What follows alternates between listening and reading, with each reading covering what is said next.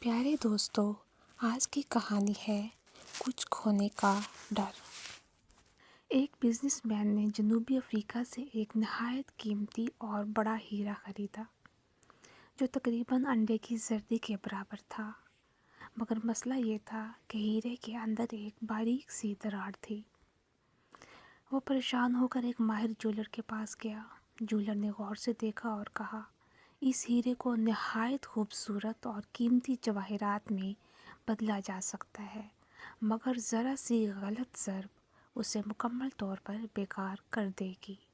میں یہ رسک نہیں لے سکتا۔ بزنس مین نے دنیا کے کئی مشہور جیولر سے رابطہ کیا، مگر ہر جگہ ایک ہی جواب ملا، یہ کام بہت خطرناک ہے۔ آخر کار کسی نے اسے ایمسٹرڈیم کے ایک بوڑھے کاریگر کے بارے میں بتایا جسے لوگ سنہری ہاتھوں والا کہتے تھے۔ بوڑھے جیولر نے عدسے سے ہیرے کو دیکھا اور آہستہ سے کہا، خطرہ بہت زیادہ ہے۔ بزنس مین بولا، یہ بات میں پہلے بھی سن چکا ہوں، میں تیار ہوں، بس آپ یہ کام کر دیں۔ جیولر مسکرایا، قیمت طے کی اور اپنے پاس کام کرنے والے ایک نوآموز لڑکے کی طرف اشارہ کیا۔ لڑکے نے ہیرے کو ہتھیلی پر رکھا، ایک ہی وار کیا، بالکل درست، صاف اور مکمل۔ ہیرا دو بے عیب جواہرات میں تقسیم ہو چکا تھا۔